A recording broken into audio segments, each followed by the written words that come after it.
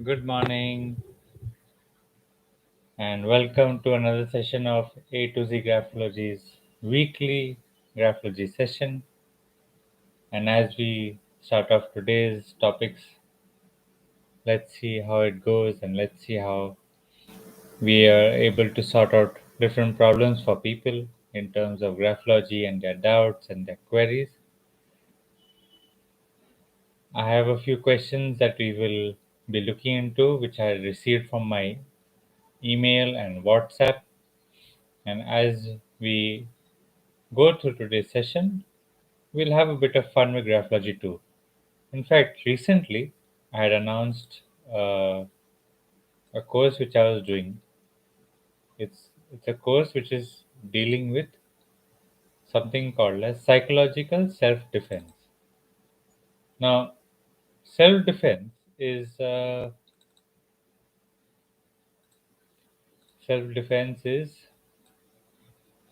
something that you use to take care of yourself. It could be a survival thing. It could be maybe just a way of life. Maybe it's the way you live, because sometimes when you stay in a environment which is tough and people are not very easy to deal with, that time self defense can be a actual peace of mind. So when we're talking about the nature of being self defense in terms of taking care of yourself, we want to make sure that you are able to handle your surrounding better.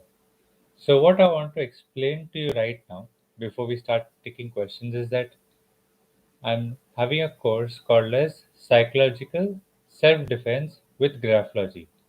Now, in this, what I'm going to teach is how you can improve your self awareness.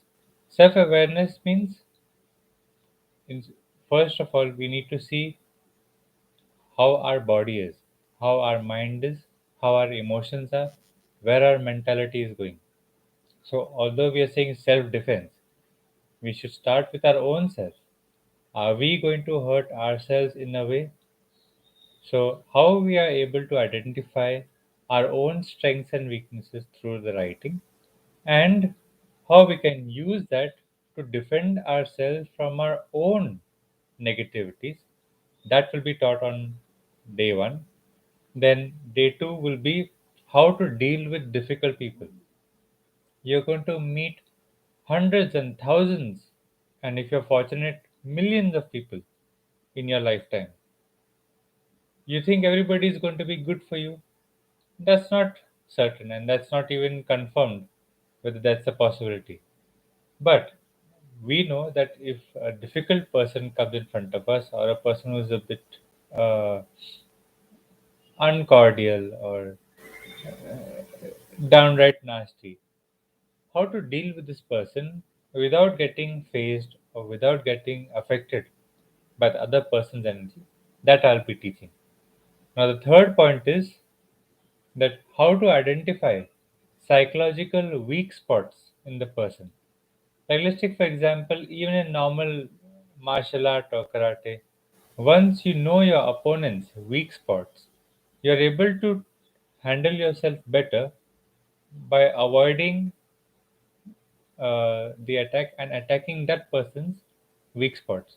Now, in psychological self defense, we're not attacking the person directly in terms of physical nature, but we are trying to use that person's weak spots, weak thought patterns, so that we can protect ourselves and avoid confrontation altogether.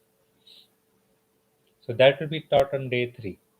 Now, day four is where I'll teach you how to develop your mind in such a way where you can repel, attract or repel people at will.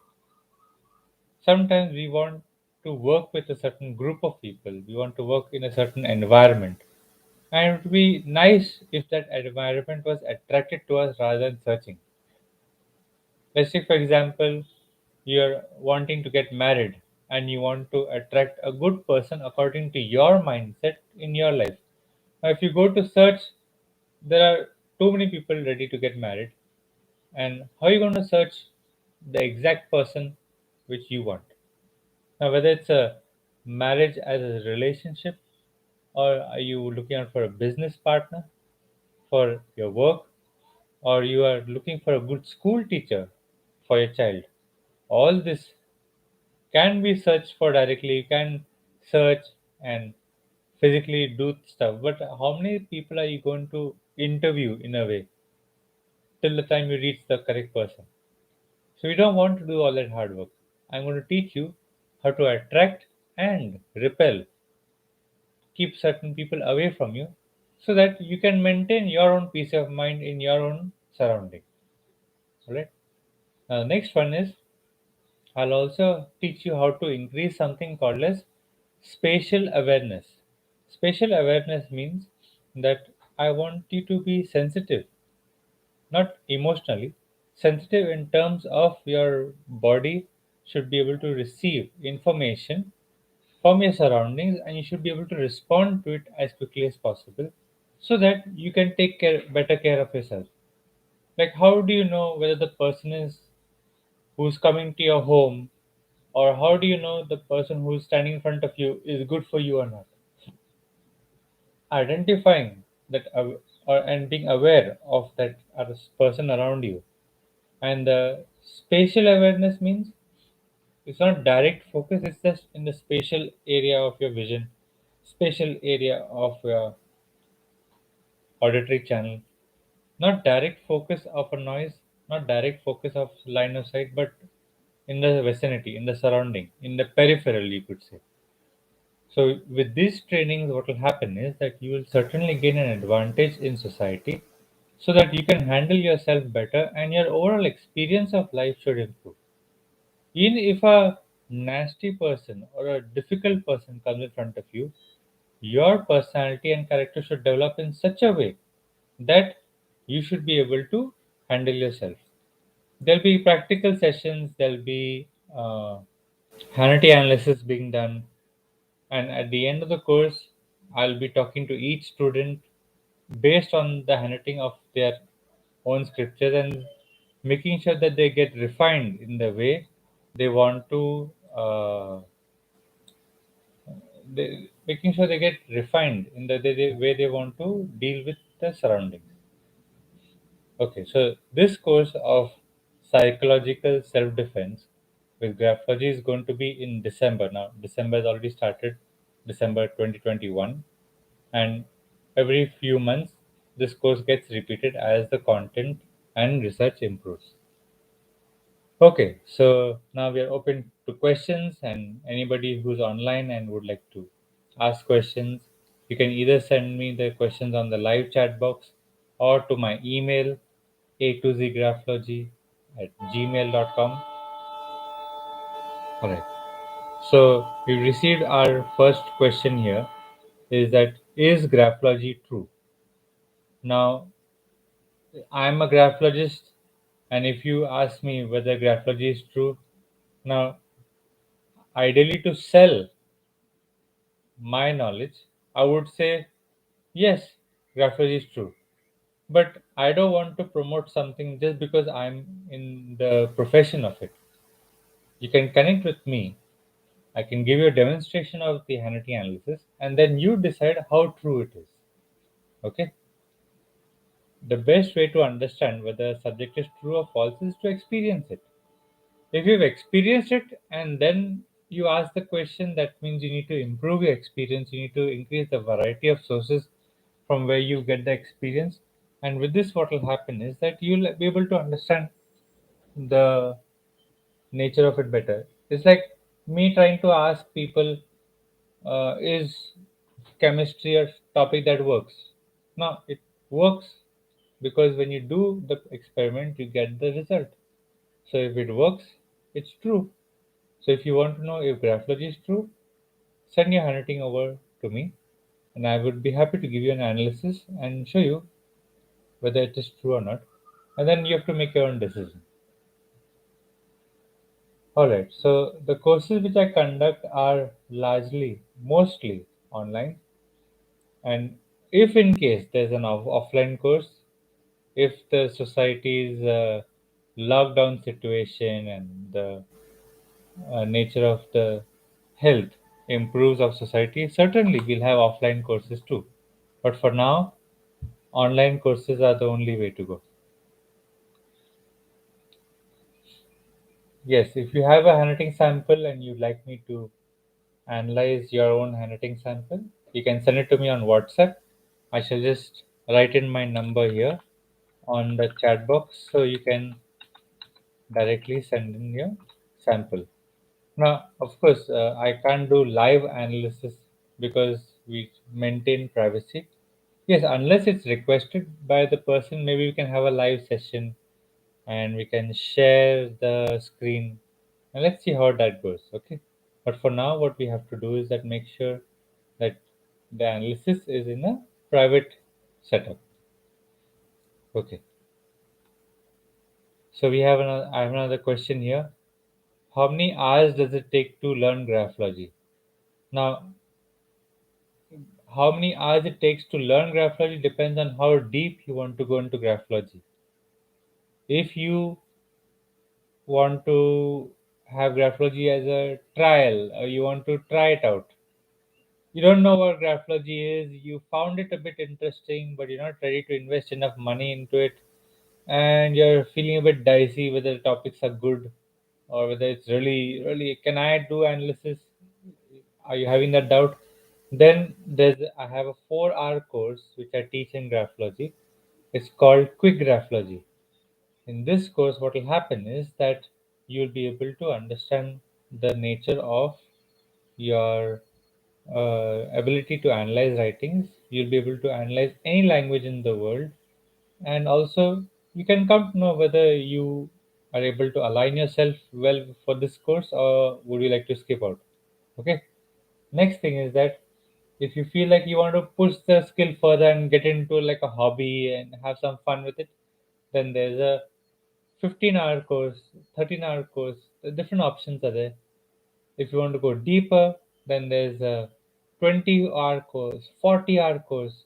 And if you want to go all through and through, from the beginning till the end and learn everything possible, then if you calculate all the courses which I have and the amount of time it would take at least around, let's say, um, around 80 hours or so.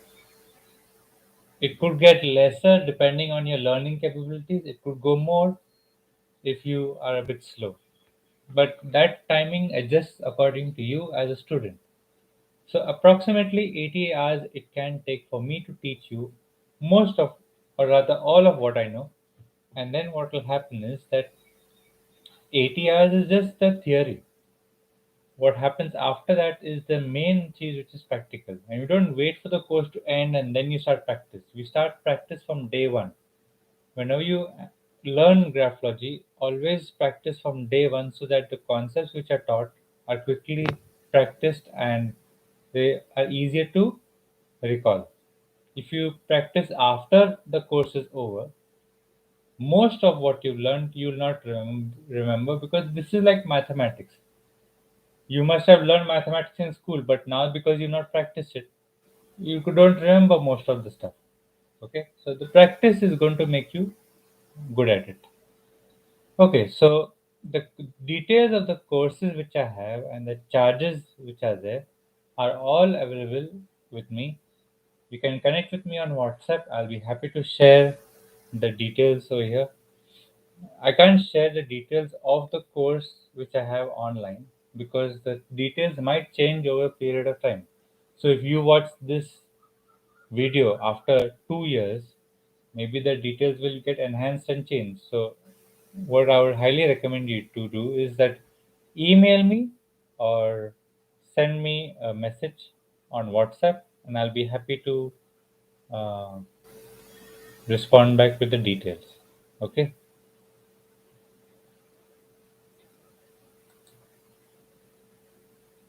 All right. So I'm also,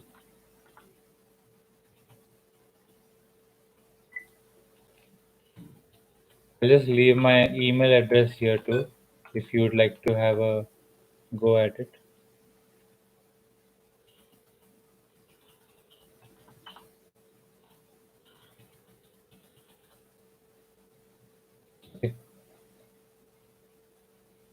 All right. So next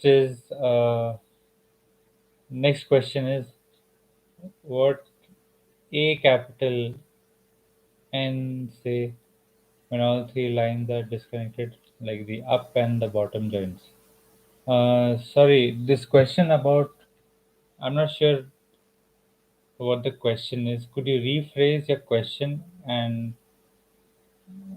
keep it simple so that it's easy for me to understand what your query is? All right. So the next question is, why do claw create harming tendency? Now, claw doesn't create any tendency. It's just that over a period of time, the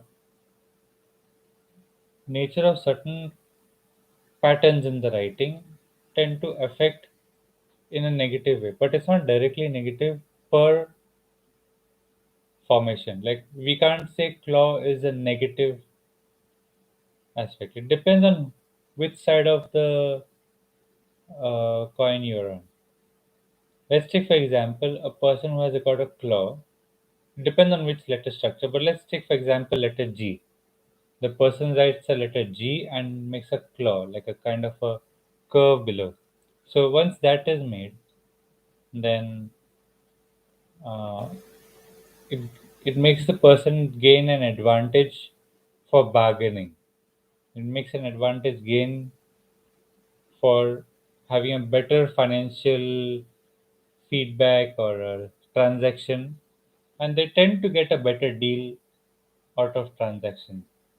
Now, if this person is your friend, then this claw mindset in that person's friend becomes your advantage. But then, if this person is your customer and he's trying to haggle with you, then now that same claw becomes opposition, like a negative trait. So, ideally, there's no negative trait in handwriting. It's just the position and the situation that dictates whether what you are experiencing is going to be negative or positive. Of course, law is another half an hour, 45-minute lecture, so it's little difficult to elaborate everything about it here. But if you study micrographology and you understand the letter structures, how they work, then you know that how you can use some negative traits which you may have learned into positive and convert them into a better experience. Okay. Now, next one. What does it mean when all letters of the word are disconnected? Disconnected letters in the handwriting shows that the person wants to have individual letters without touching each other. This shows that the person wants individual thought patterns. So their creativity is very unique and extremely fresh.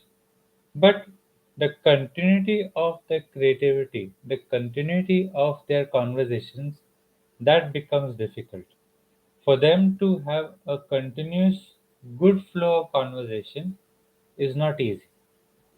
Normally, we see children at a young age, 6, 7, 8 years of age, if they have disconnected writing, having a conversation with them is fun.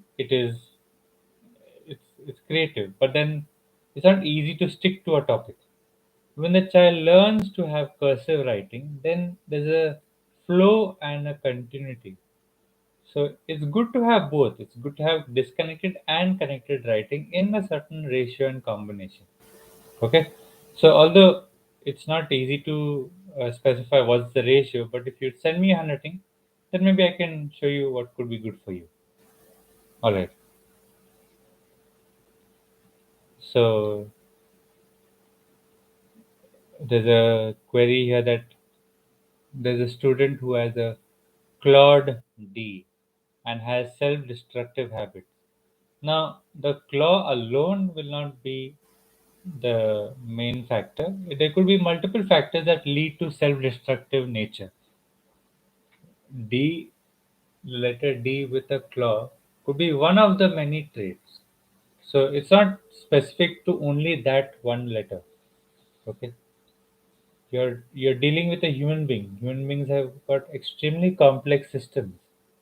What could make you self-destructive may not make the other person self-destructive.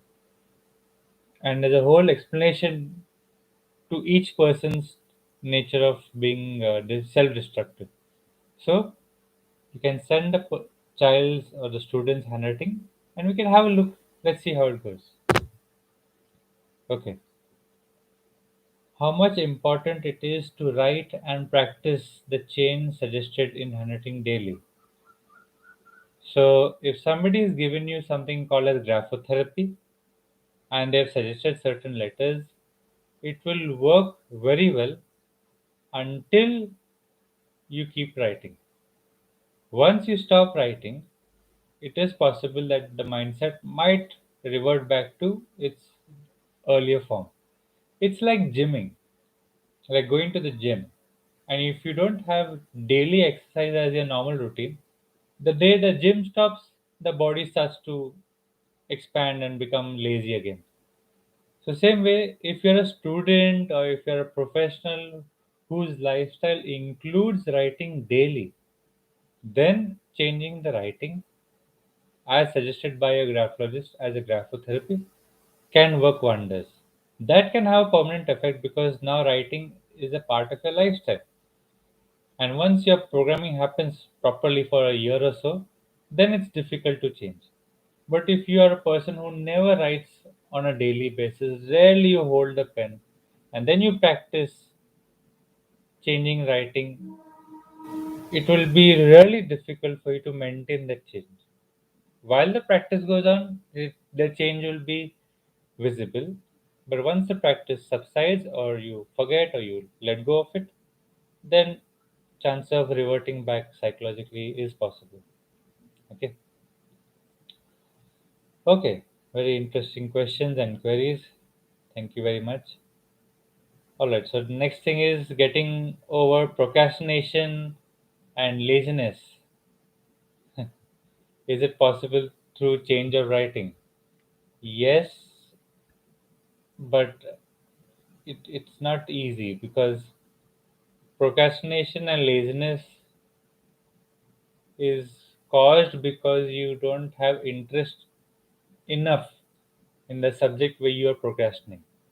Now, whether it's a student or whether it's a teacher or whether it's a professional worker or you're an entrepreneur or you're a homemaker, any level of your life, any type of lifestyle that you may have, what needs to be done is that you need to first identify uh, where your interest is going down, what causes you to get distracted. Like let's take for example, if you found this lecture not interesting, boring, you'd log off, correct? If you found this lecture interesting, you don't need to make an effort to focus. You're just going to listen in and that's it. So interest and generating interest is the bigger thing that you need to focus on, and then automatically laziness and procrastination automatically take care of themselves. Okay, so I have received the sample of the D claw which was mentioned by the student, and yes, so now I can't share the sample and show people online, but yes, the sample which was sent to me has got a claw or a D formation that is not recommended, not good, especially for students. I'll just draw the structure and I'll show you.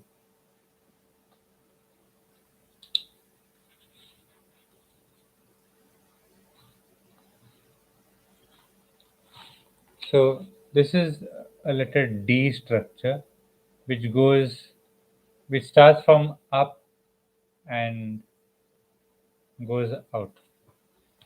So this kind of a structure in the letter D has been documented as a sign of aggression towards food. Like if they don't get the food correctly in the correct taste, maybe the timing, maybe the uh, how hot the food should be while I'm eating. All these fussiness and preconditioned thought patterns are there, especially around food. Normally these people don't enjoy food until and unless it is exactly the way they want, which can be quite difficult because the nature of food is that it can have a unique flavor every time you eat.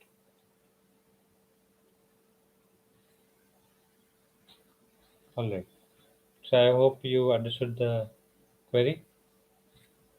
Now we've got another question here.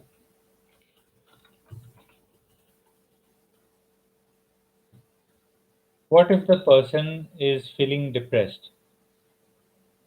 Now, depression again has got so many causes and effects, but depression can normally be triggered because of past memories or future worries.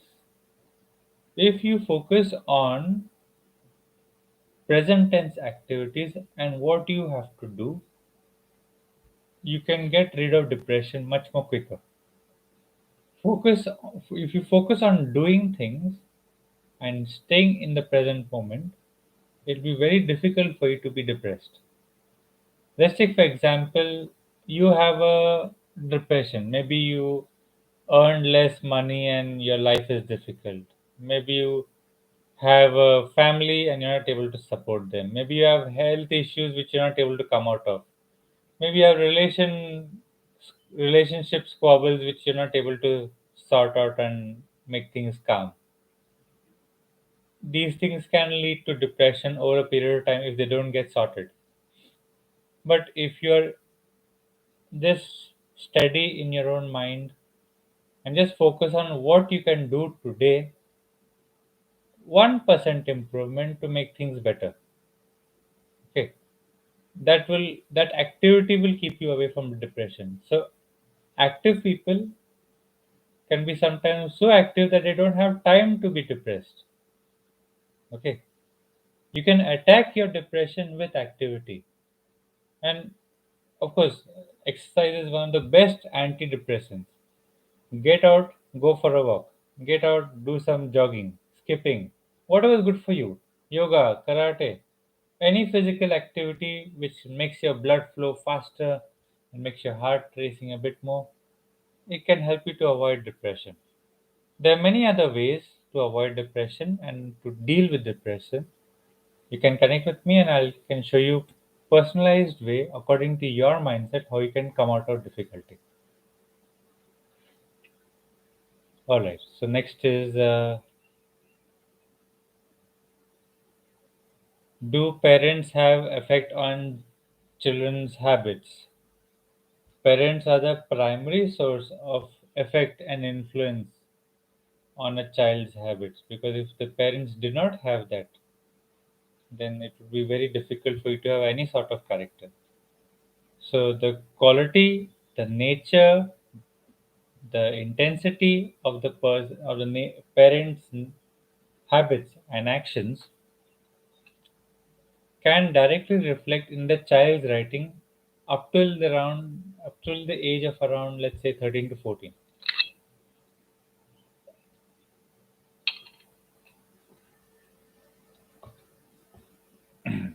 Okay, so another question here. Where does where do you see happiness in the writing? Oh, good. Happiness.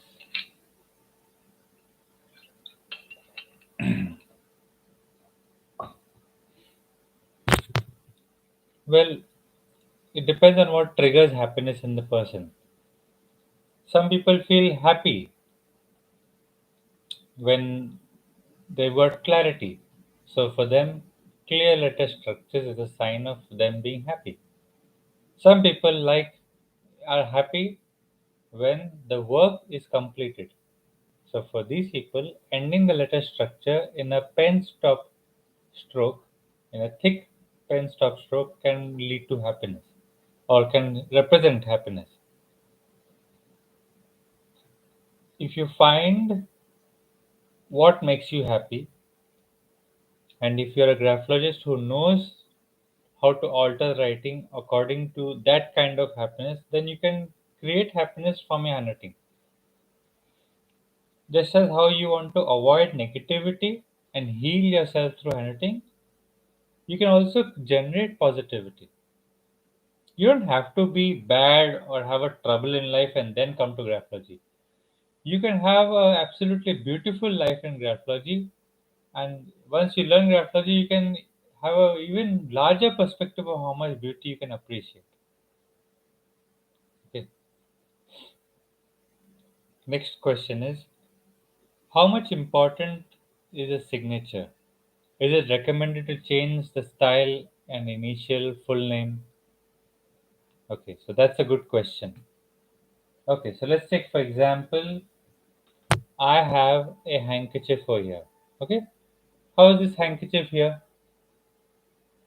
If I told you this handkerchief is for $10 or 50 rupees, wherever you are, I mean, let's say $10. Okay, now it looks neat and nice, clean and well shaped. So you're like, okay, give it to me. But now, if I do this in front of you, remember the handkerchief is the same thing. It's still new. It's still unused, and I give it to you like this.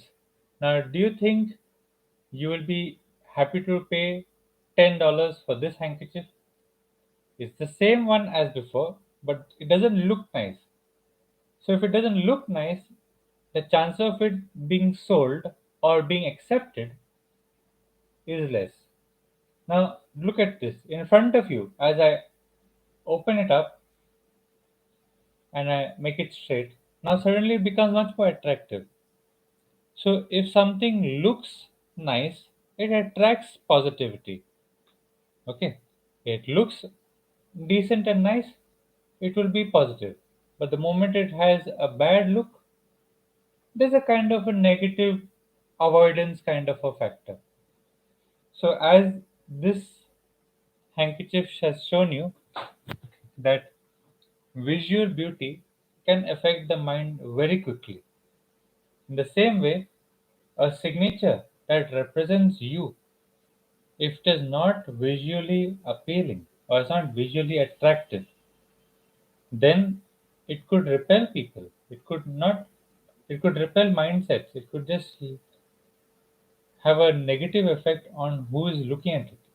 Now, maybe the person who is looking at the signature is not a graphologist, but if something is ugly, if something is not looking good, it shows. Now, I'm not a handkerchief expert, but I know that this is a much better way to fold the handkerchief rather than doing this. You are not a handkerchief expert, I'm not a handkerchief expert, but we know this is a mess. This is a mess. This is good. So, a good signature is much recommended if you want to represent yourself better. And just think of it, your property papers, your car, your loans, your important documents, which are extremely crucial for your life, have your signature that represent you on them. If your signature is not representing you correctly, what kind of a vibe does it give you? If you'd like to know more about how to improve your signature, I have an entire playlist which you can uh, look at, and this will be able to help you understand the nature of signature better. And if you want to know still some more information about signature analysis and you want to learn it from me directly, then I can certainly teach you.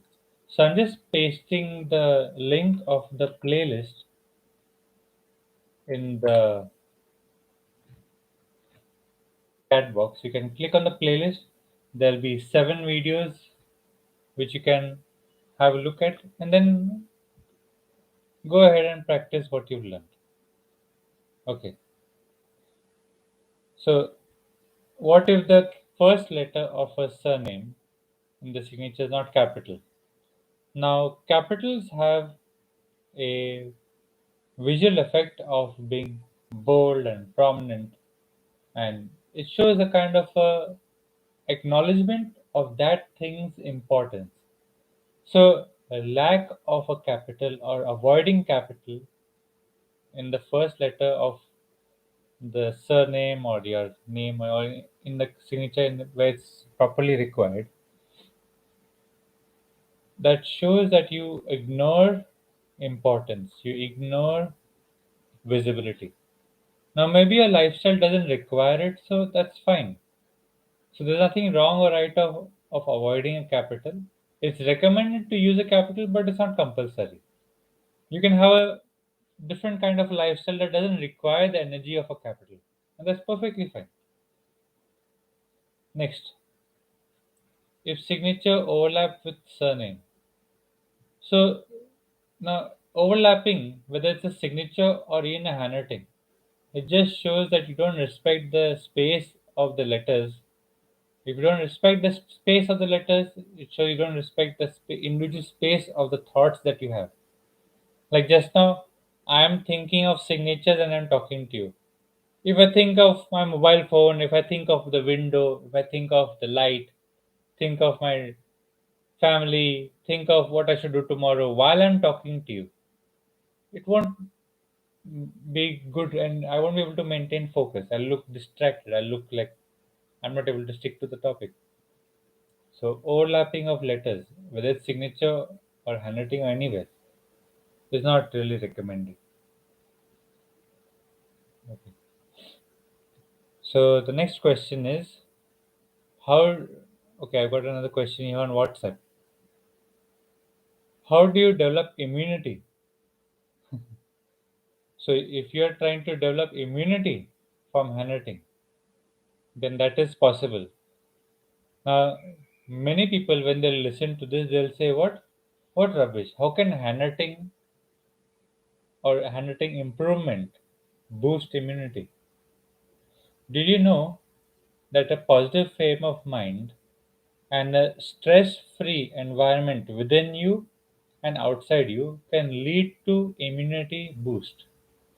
Why we feel better when we go towards the mountains? Why we feel better when we go towards nature? Because the stress reduces, especially for people who go from the city to the towns, to the villages, to the forests. It's like a relief from the stress which they have.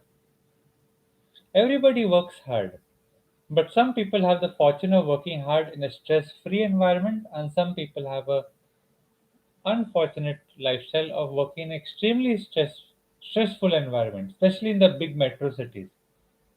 So the thing is that if you have stress, if you have tension, if you have worries, if you have negativities, it will 100% impact your body's chances to fight off disease.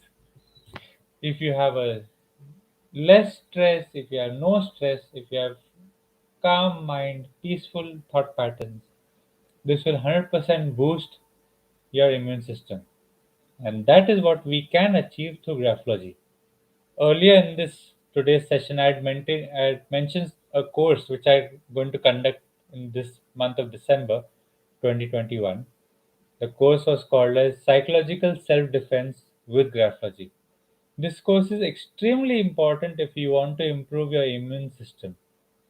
Now, of course, vaccinations and medicines and doctors and medical field are definitely most important when you want to have immunizations.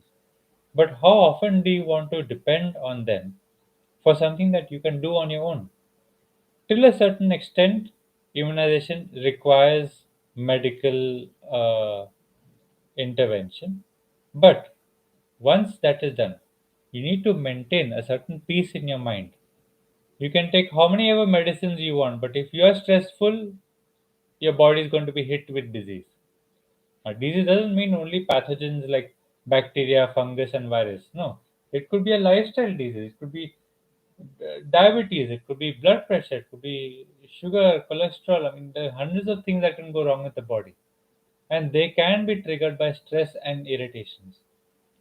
So you can connect with me. I'll be most happy to guide you based on your lifestyle and requirements. Alright, so next question is, if the signature has a mixture of two different languages. So multilingual signature shows two things. First of all, the person appreciates or probably wants to represent himself in both the cultures. Now, the thing is that it can be a positive trait if you are staying in an environment that deals with both the cultures simultaneously. Like in India, Hindi and English are very common languages together. So it's very common to find a person who knows Hindi and English in India. But let's say, for example, you are a person who's from, let's say, South India, and you like to have, you've learned the Tamil language and the English language. Now, I don't know Tamil. So when I see a signature, I'll be able to understand and comprehend the English part, but the Tamil part, I may not. So what happens is that a multilingual signature can sometimes give a hint of misunderstandings, unless only until if you're dealing with people who don't know the language. So if you know you're in a community and you're going to stay in a community that understands the multilingual languages which you're writing, then that's fine. But if you're going to travel abroad or go to different places and then you use your local cultural language in the signature, then that sometimes lead to confusion. Now, the reason why English is easy is because it's common. But there are places where people don't understand English at all. For them, that English signature is also a confusion. It also leads to misunderstanding. But that's the nature of human interaction, right? Language is the key that holds us together. So it's good to stick to one language, but two languages is not a bad thing. It's not like I would not recommend it. You can go ahead, but you have to manage the responsibility of the multi-language also as much as possible. Okay. All right. So the next question is, can you talk about variable baseline? Yes. So variable baseline. Baseline shows discipline. Variable baseline shows lack of discipline. Discipline to complete work. Discipline to finish things off. Discipline to get one habit done after the other. Continuously getting things done. That focus is going to fluctuate if you have a variable baseline. Okay. All right. So we've got around 12 minutes left. You can ask some more questions and any more doubts or queries, any more things you'd like to understand. Okay. So now concave baseline. Concave baseline is where concave baseline kind of looks like this. The person goes downwards and then tries to pick up the pace and go upwards again. Generally, these people are like some of the superheroes in movies. They wait for things to go wrong, and when things go really wrong, then they try to be heroic. So they waste time waiting for things to go bad, and then they act like as if they're solving problems and being positive. So they don't deal with problems immediately. They take their own time. Okay.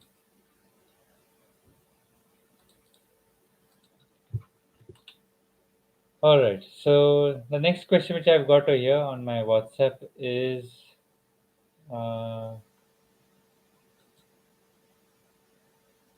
right.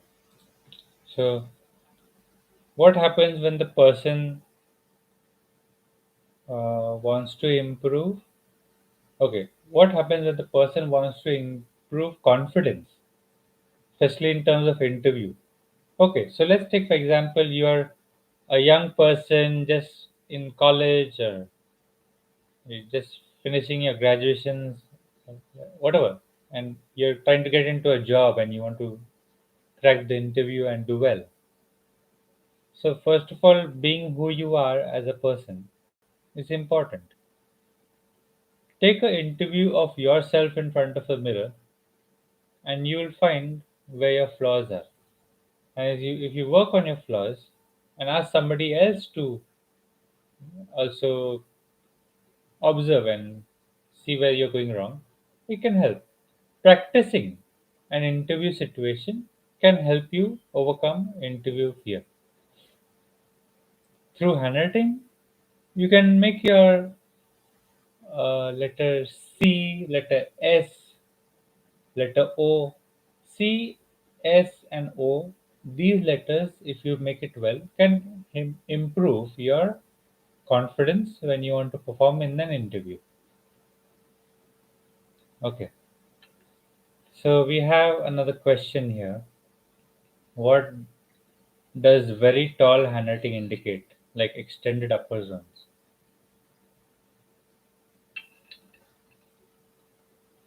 So, extended upper zones, tall upper zones, tall handwriting means that the person likes to think deeply about thoughts, likes to go deep into mindsets.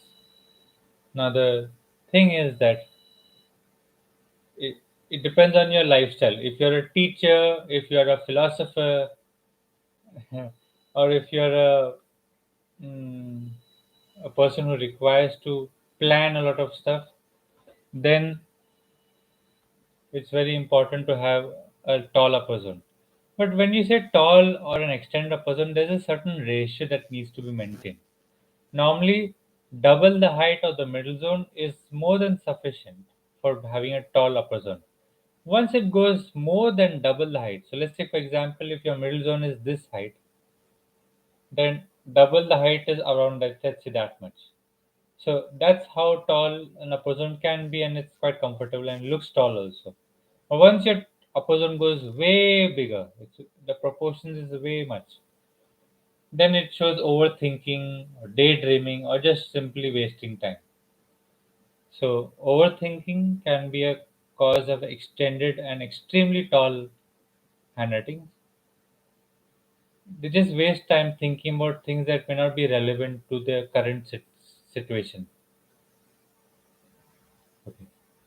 Now, next question: child development. Can graphology help through child development? Or can child development be made better through graphology? Is it fair to read a kid's writing as the kid is growing in the growing stage? Yes. So you can analyze a child's writing between the age of 7 to 14. Before the age of 7, there's no point of analyzing writing because the motor coordination skill is not yet refined.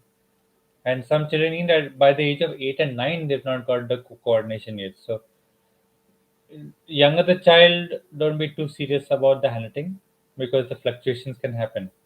But normally, between the age of 7 to 14, while we are analyzing the child's writing, we make sure that we got the parent's handwriting sample also. Parents or guardian or whoever's taking care of them, we need to get their handwriting sample also. And then we need to see where the programming is getting downloaded from the parent to the child, how much of it is getting influence and how much is getting influence from other factor. Like let's say for example, you have children at your home and they go to school. They are around the teacher for 8 hours or 6 hours in the school, and they are around you directly for barely an hour or two because you're busy in your work, the child is busy in their work, and probably only during dinner time or during some study time you got 1 or 2 hours of interaction. So if 6 hours of interaction with the teacher is going to happen on a daily basis and yours barely 2 or 3 hours, then naturally the teacher's influence is going to be more.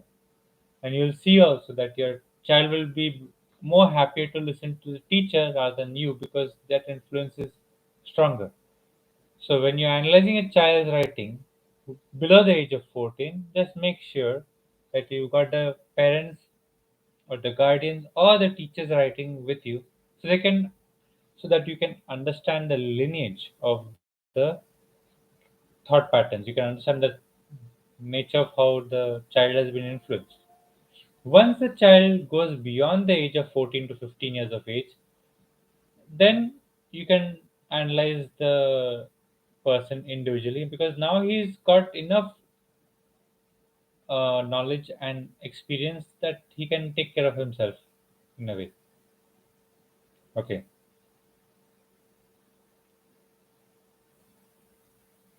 all right. So the next question is what's bad about clause? Why is it bad? What's the quality, especially in the lower zone? Why is there irritation? So the nature of a claw is to try to gain more out of a situation. Okay, if you're trying to gain more out of a situation, it's not a bad thing. But of course, it depends on the environment. Let's take, for example, somebody has invited you for a birthday party. You're served for some wafers and cake and whatever, and you're supposed to eat what you're given and just enjoy and have fun at the party. But some people, when they go to a party, a birthday party or a wedding or something, they go with the mindset that they want to eat. Like they're going only because there's good food. That is when the desire to take more than required is not going to be beneficial. So I'll just draw the stroke over here and I'll show you how it looks. So this is what a claw looks like. It goes down and it goes upwards suddenly with an angle over here and it curves around. Now this could be in the middle zone, upper zone, lower zone. It can be anywhere. Now the thing is that it's not bad. It just depends on situation. If you're on the receiving end of this person's negativity, not negativity, it's just the receiving end of the person's bargaining capability or uh, conversation capabilities, then you feel that, oh, this person has looted me. But if this person is your friend and he does the bargaining for you, then you feel it's an advantage. So a claw is not bad, it's not negative, it's just the nature of it needs to be handled well. It's like a ferocious dog. To the owner, the dog is a pup. It's very loving and playful. But to a thief or to a robber, then the dog is going to be vicious. It depends on which side of the fence you're on. Okay. So there's a question here. Do my courses include child development as well? Yes. So child development is a natural outcome of any course that you do, because once you understand how to know the difficulties and nature of a person, child development becomes easy, because then you know that if the child has this problem, we can give them this certain solution and they come out of it. Now, child development is easy if you understand the child. If you study child development from a college or school institutions, yes, those studies are amazing. But if those studies don't align well with the child in front of you, then the studies of no use. Why some mothers are better at child development than professional child development authorized professionals?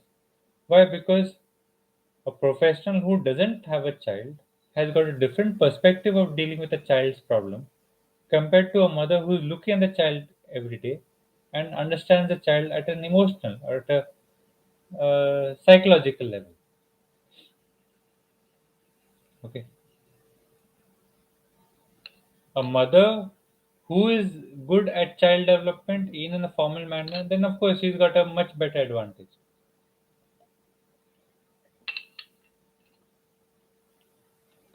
If you are watching this video and if you're a mother, then certainly Graphology can help to improve your understanding of first yourself, how you are as a person, and then as a mother, how you will be to your child, and that could improve relations. Because what happens is that once you become a parent, there is a certain kind of ego which happens to everybody. That I am big, the child is small. But if the child was at your same height, and mentality, you treat the person differently. So, although physically and experientially and as a life form, the child is smaller than you, but if you keep your ego away and you deal with the person as a human being, then your experience as a mother and a father becomes quite different. In fact, so many of the ideas which I have in graphology today is because of the child which I have at my home. Because the nature of that behavior is so pure, it's so unique, it's so unhindered, it's not influenced in any manner. So those teach you a lot more lessons. All right. So if you have a child at your home, or if you have got a difficult person, it's not easy to deal with, please send the writing. You can have a look and see where the child can get benefit. Okay. All right. So we have another really interesting question. What are your thoughts on analyzing close family members' writing? Now, it depends on which culture you're in. Now, normally what happens is that when you gain the advantage of psychology or graphology or any topic, even if you become a carpenter, let's say if I was a carpenter in my home, anytime there's a problem with a chair or a wooden table or some furniture, they're going to look at me like, hey, this is your thing, you got to take care of it. Same way as a graphologist, if somebody's got an issue, they do approach. But remember, when you're a graphologist, you're a professional. You need to let go of your label of being a brother or a sister or a mother or a friend or a boyfriend, girlfriend, whatever family friend label you've got. You need to drop that label. Put a label of graphologist, the professional, in your mind, and do exactly the analysis which you do for everybody. Now, if it's a relative, sometimes what happens is that saying too much about what you see can create a problem, because they may not want you to know certain things about them which they have hidden from you all this while. So it's a bit of a dicey analysis to be done, but what you can do is just tell the relative or the friend that please don't mind if I say something wrong, and if I come to know something about you which is kind of a private thing, please let me know. I would respect your privacy. But anyway, once you go to a graphologist, there's nothing much that you can hide. Depending on the skill of graphologist, almost everything, most of the things can be known. So keep the environment light, friendly, open, non-judgmental, and just do analysis. Have fun. If you have fun, then nobody cares. Just good fun. Okay. All right. So we are done for today. Any more questions? We got a minute or two left, and then we'll carry on with the week ahead. All right. So I have a question here. Uh, what are the fees of the courses which I conduct? So if you send me your requirement of which course you would like to do, or you would like to know what courses I conduct, please conduct. Please connect with me. I'll send you entire list of courses, and I do provide students with different payment options, whatever is suitable for them, so that if they are not able to pay in lump sum, they can make an installment and pay comfortably. I'm not here to take payment in terms of a bank. I'm here to teach you graphology. The energy exchange is so that I'm able to do more research and I'm able to technically stay alive so that I can teach you more. So the energy exchange is understandable and we can connect directly for more information. All right.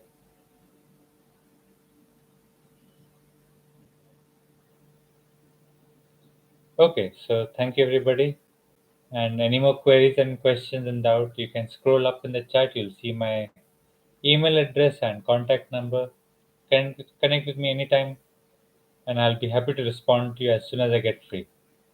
Okay. So have a lovely week ahead. See you on next Wednesday. Thank you for tuning in. It was a pleasure. See you and good day.